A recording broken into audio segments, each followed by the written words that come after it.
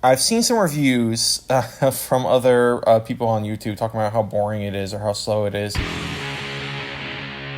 It's definitely a slow movie. It's not a big action movie with a lot of snappy, filthy, hilarious dialogue the way that Reservoir Dogs is, or full of violence and vampires like Dust Till Dawn, or whatever on the whole ratio of Quentin Tarantino movies. This is a far more tame than most and just kind of meandering. It crosses into storylines and across characters that don't really matter that much. And I think the reason why is this is showing different aspects of the culture of making movies and being in movies.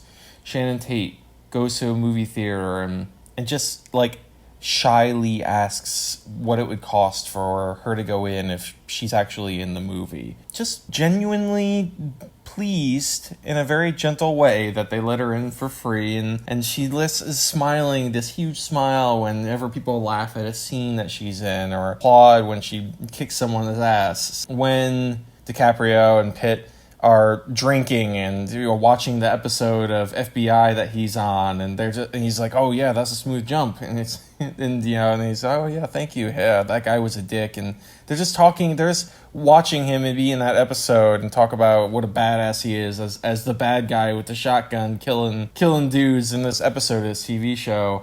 Oh, when DiCaprio is, when that other like young actor is talking to him, was like, oh, I heard you were almost in Great Escape, which was great the way they kind of plugged him into that, and he's just having like flashbacks, and you could see like he's really upset that he wasn't in it, but that's the business. McQueen took the gig, he never really had a shot, that was it.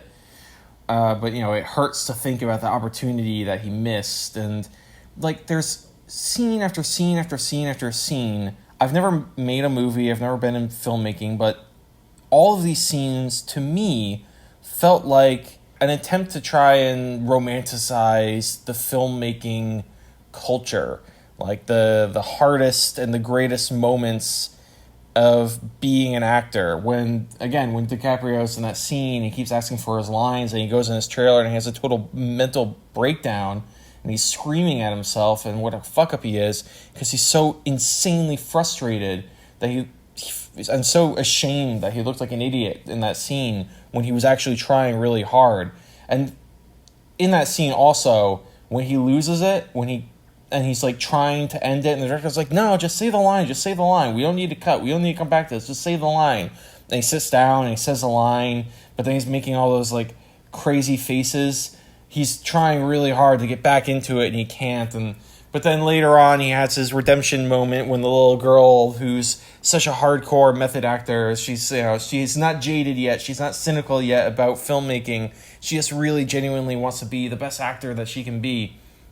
She tells him that's the best acting I've ever seen, and he has to like hide his tears. Like, these are all just kind of played up and dramatic, romanticized notions of being an actor. And then in other parts of just like being in the film business, so people know each other. I heard a rumor he killed his wife, and that my wife doesn't want him to work for us, and this, and he's like, I'll just put him in a wardrobe, you can use him if you need him, and blah blah blah. Sitting backstage in a tuxedo, just waiting to see if he needs to fill in, listening to Bruce Lee talk about how he kicked the shit out of Cassius Clay, and just kind of laughing at this arrogant little guy in front of him.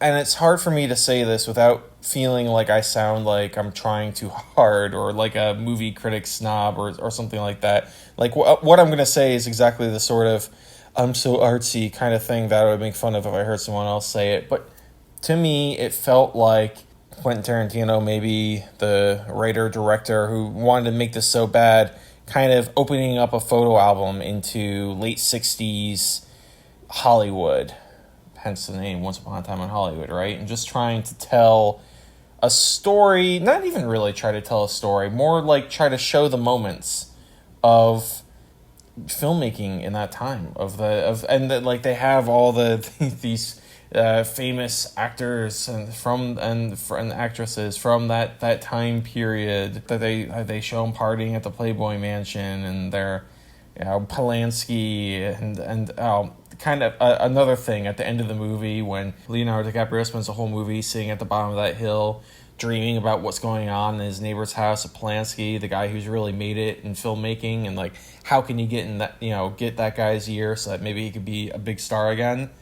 And at the very end, the very, very end, when everyone on the hill is like, yeah, no, I'm always talking about you. And like everyone in his neighbor's house was always talking about how they live next door to him.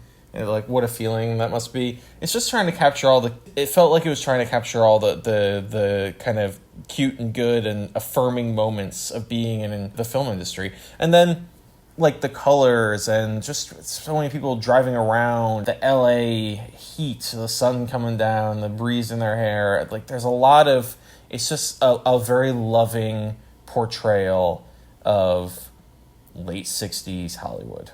I mean, throw some ultra-violence and Manson family in there just for kicks. But, what would it be if you didn't have a little Tarantino flair? They're hardly necessary to the story. It's more about the other feel, I think.